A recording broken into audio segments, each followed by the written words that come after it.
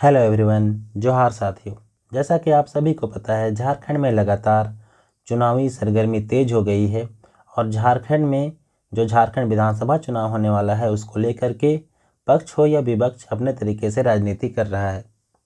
इसी में 14 अक्टूबर को एक नया चीज़ देखने को मिला। झारखंड सरकार ने जो झारखंड में मैया सम्मान योजना चल रहा है उसमें जो उसकी राशि है उसको 1000 से बढ़ा करके 2500 रुपये कर दिया, क्योंकि जो बीजेपी है, बीजेपी की अभी चुनाव प्रभारी हैं झारखंड में, असम के मुख्यमंत्री हेमंता बिस्वा शर्मा।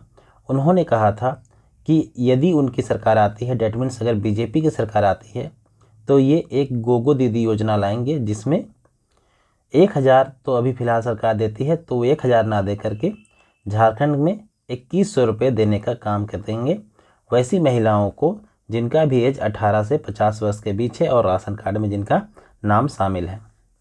लेकिन यहाँ पे जो जेएमएम की सरकार है, इन्होंने एक मास्टर स्ट्रोक खेला और 14 अक्टूबर को एक कैबिनेट की मीटिंग बुलाई जिसमें 2100 रुपये नहीं, बीजेपी ने तो 2100 रुपये देने का दावा किया था, लेकिन जेएमएम ने 2500 रुपये दिसंबर माह से ही देने की घोषणा कर दी है। और अगर जो है फ्यूचर में भी इनकी सरकार रहती है तो ये कंटिन्यूअस 2500 रुपये देंगे। तो इस तरीके से यहाँ पे बीजेपी के ऊपर बढ़त बनाने का काम किया। लेकिन यहाँ पे एक बहुत बड़ा दिलचस्प चीज़ देखने को ये मिलता है कि अब हेमंत सोरेन ने एक ऐसी घोषणा की है जिसके बाद हेमंता बिस्वा शर्मा भी अब सोच में पड़ गए हैं। इन्होंने एक मुद्दा उठाया था हेमंत सोरेन ने बहुत पहले ही कि वैसे लोग जो झारखंड से असम में चले गए हैं और झारखंड में जो एसटी दर्जा प्राप्त है, यदि वो असम में गए हैं, असम में क्या करने गए हैं तो चाय बागानों में काम करने।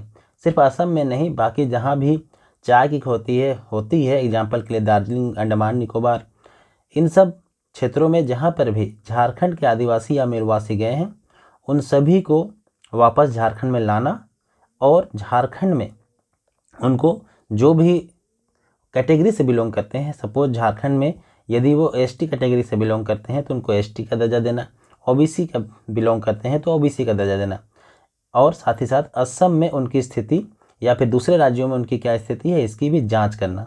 तो ये एक बड़ा मास्टर स्ट्रोक माना जा रहा है जेएमएम का, जिन्होंने डायरेक्टली हेमंता बिस्वा शर्मा को जो है हर्ट करने का कोशिश किया है। क्यों?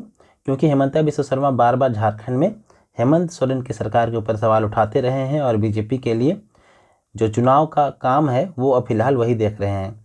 तो यहाँ पे एक बड़ा स्ट्रोक कहा जा सकता है, मास्टर स्ट्रोक कहा जाता है जेएमएम के द्वारा, कि इन्होंने एक ऐसे मुद्दे को उठाया है जिससे जो असम के सीएम हैं उनको थोड़ा सा फर्क यहाँ पे ज़रूर पड़ेगा। ठीक है, तो यहाँ पे हम लोग डिटेल में एक एक चीज़ को डिस्कस कर लेते हैं और क्या है ये जो झारखंड और चाय बागान का इतिहास, इसको भी थोड़ा सा देख लेंगे। कब वहाँ जो है लोग गए, झारखंड आंदोलन में भी इसका जो है महत्वपूर्ण योगदान है। और झारखंड में जो विद्रोह हुए हैं, विद्रोह डेट मीन्स अंग्रेज़ों के खिलाफ जो विद्रोह हुए हैं, जैसे बिरसा मुंडा उलगुलान का भी संबंध इस चाय बागान से जुड़े हुए लोगों का है। एक सरदारी आंदोलन पढ़ने को मिलता है, आप सभी लोग झारखंड जीएस अगर पढ़ते होंगे तो एक सरदारी आंदोलन भी पढ़ने को मिलता है जिसका भी संबंध चाय बागान से जुड़ा हुआ है। तो एक एक करके हम लोग यहाँ पे चीज़ों को समझते हैं। तो यहाँ पे देखिए, सबसे पहले हम लोग बात करते हैं जब भारत में 1853 में रेल आया। ठीक है, 1853 में जब रेल आया तो यहाँ पे क्या हुआ कि बहुत से बड़े मात्रा में जो है लेबर का ज़रूरत पड़ा रेल लाइन बिछाने के लिए, रेल बिछाने के लिए। और दूसरी बात जो है चाय की खेती बहुतायत मात्रा में विशेष रूप से असम और उसके पहाड़ी क्षेत्रों में हो रहा था, साथ ही साथ वेस्ट बंगाल के दार्जिलिंग इत्यादि क्षेत्रों में हो रहा था, जहाँ पर भी बड़ी मात्रा में लेबर्स की ज़रूरत थी। तो ये लेबर उपलब्ध कराने में छोटा नागपुर का एरिया थोड़ा सा ज़्यादा आगे रहा और यहाँ पर से लेबर जो है वो भेजे जाते थे। धीरे धीरे क्या हुआ कि बड़ी संख्या में यहाँ पर से लेबर भेजे जाने लगे और ये दशक था 1850 से 1870 के बीच। ठीक है, ये जो दशक था। और हाँ, ध्यान रखेंगे इससे पहले जब 1820 से 1833 के बीच हो और मुंडा विद्रोह हुआ था, ठीक है, तो इसके बीच बहुत से लोग जो है दूसरे क्षेत्रों में चले गए थे। कारण ये था कि यहाँ पे बहुत ज़्यादा हिंसक आंदोलन हो रहे थे। इसकी वजह से बहुत से लोग जो डरते थे, जो डर गए थे, या फिर जिनको इन सब चीज़ों में रुचि नहीं थी, जो लोग अपना कमाना खाना चाहते थे, वो लोग भी इन्हीं सब क्षेत्रों में शिफ्ट हो गए थे जहाँ पे चाय की खेती होती थी या फिर दूसरे रोजगार के साधन उपलब्ध थे। एग्जाम्पल के लिए रेलवे लाइन बिछाने का काम हो गया या फिर बाकी सब चीज़ें हो गई। इन सभी कामों को करने के लिए वो जो है छोटानागपुर एरिया से शिफ्ट होके असम या फिर उसके आसपास के क्षेत्र या फिर वहाँ पे जहाँ पे रेलवे लाइन बिछाने का काम चल रहा था उन ऐसे एरिया में वो शिफ्ट होते लगातार चले गए। अब देखिए, अब तो इंडिया को स्वतंत्रता मिल गई, लेकिन बहुत से लोग यहाँ पे वापस नहीं आ सके। जो लोग वापस आए और उन्होंने जो है अपनी ज़मीनों पर अपना अधिकार जो है मांगा, लेकिन जब उनको वो अधिकार नहीं मिल पाया तो ऑब्वियस सी बात है आंदोलन ज़रूर होता। और इसी आंदोलन को कहा गया सरदारी आंदोलन, जो आप 1870 से 1895 के आसपास जो है इसका टेन्योर देखते हैं। तो सरदारी आंदोलन उसी से जुड़ा हुआ है। क्या हुआ था कि जब यहाँ पे मामला शांत हो गया, मतलब कि 1833 के बाद तो जनरली जो है रांची के छोटानागपुर क्षेत्र में वैसा कोई विशेष आंदोलन जो है नहीं दिखाई पड़ता है और कुछ दिनों बाद जो है लोग लौटने लगते हैं। ठीक है, जब लोग वापस लौटने लगते हैं असम से, तो फिर यहाँ पे देखते हैं उनकी ज़मीन जो है वो अंग्रेज हड़प चुके हैं। तो उन्हीं से वापस मांगने के लिए एक आंदोलन होता है जिसको बोलते हैं सरदारी आंदोलन, जो 1870 के आसपास से स्टार्ट होता है और 1895 तक चलता है। यही सरदारी आंदोलन बाद में चलकर बिरसा आंदोलन, जिसको बोलते हैं बिरसा उल गुलान, ठीक है, ये जो है बिरसा उल गुलान या बिरसा आंदोलन इसका रूप ले लेता है। तो इस तरीके से जो है चाय बागान का इतिहास जुड़ा हुआ है। अब देखिए, जो लोग लौट गए उनको तो कुछ बहुत संपत्ति यहाँ पे मिल गई, ज़मीन मिल गया, अंग्रेज़ों से कुछ उनको ज़मीनें वगैरह मिल गई। और बाद में आंदोलन हुए तो जब CNT एक्ट बना 1908 में, तो उस समय भी बहुत लोगों को ज़मीनें मिल गई। लेकिन जो लोग वापस नहीं आ पाए, जो वहीं रह गए, ठीक है, वो वहाँ पे उस राज्य में अभी तक जो है वहाँ के मूल निवासी नहीं बन पाए हैं और अभी तक उनको एक अलग नज़रिए से देखा जाता है। वो अगर वो ST है तो वहाँ पे उनको ST का दर्जा नहीं दिया गया है, उनको वहाँ पे OBC का दर्जा दिया गया है।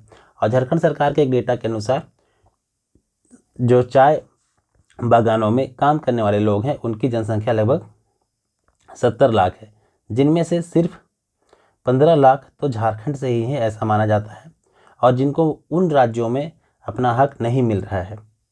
ठीक है, तो इसी को देखते हुए जो हेमंत सोरेन की सरकार है, उनकी जो कैबिनेट मीटिंग हुई थी उसमें इन्हीं 15 लाख लोगों को टारगेट किया गया है।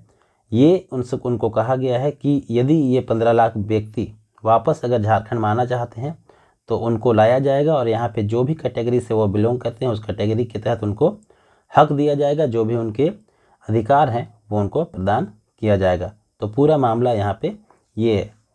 दूसरा बात, इसके लिए उनके कल्याण के लिए जो भी चीज़ है वो करनी पड़ेगी, नई नई योजनाएं वगैरह लानी पड़ेगी। तो नई नई योजनाओं को लाने के लिए, काम करने के लिए एक समिति गठित की जाएगी और ये समिति जो है किनकी अध्यक्षता में होगी, तो ये समिति होगी आपका आदिवासी कल्याण मंत्री जो भी होंगे उनकी अध्यक्षता में एक समिति का गठन किया जाएगा। और ये समिति जो है जाकर देखेगी उन क्षेत्रों में जहाँ पर ऐसे लोग रहते हैं, जैसे असम हो गया, दार्जिलिंग हो गया, तो इन सब क्षेत्रों में जाकर वो चेक करेंगे कि उनकी क्या स्थिति है, किस तरह की योजनाएं उनके लिए आनी चाहिए ताकि उनका जो है विकास किया जा सके। तो यहाँ पे डायरेक्टली आप कह सकते हैं कि हेमंत सरकार ने विशेष रूप से टारगेट किया है हेमंता बिस्व शर्मा को, ठीक है, क्योंकि अधिकतर जो चाय बागान में काम करने वाले लोग असम में मिलते हैं वो झारखंड से ही मिलते हैं और दार्जिलिंग क्षेत्र में भी झारखंड से ही मिलते हैं। तो दार्जिलिंग से तो कोई वैसा संबंध नहीं है क्योंकि वो वेस्ट बंगाल का पार्ट है, लेकिन असम जो है बहुत से लोग जो है झारखंड के लोग रहते हैं और यदि वो वापस आएंगे तो नो डाउट चाय बागानों में काम करने वाले लोगों की एक बार कमी महसूस असम को भी ज़रूर होगी और इससे उनका जो है थोड़ा सा स्टेबिलिटी जो है वो मेंटेन नहीं हो पाएगा। तो यहाँ पे क्लियरली हेमंत सोरेन ने हेमंता बिस्व शर्मा के लिए एक प्लान बनाया है कि किसी तरह उनको वैसे चीज़ों में घेरा जाए जो उनके खुद का उनके राज्यों का खुद एक मुद्दा है।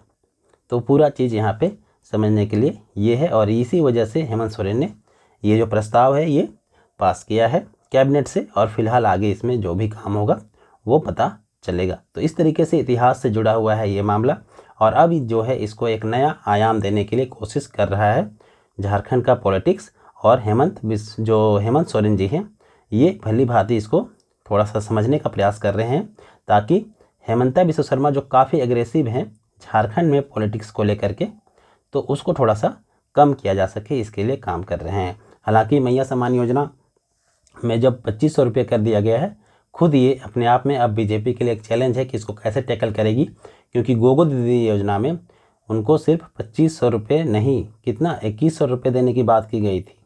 अब 2100 रुपये बीजेपी बोल रही है कि हम देंगे, और इधर जेएमएम ने 2500 रुपये पहले ही कर दिया है।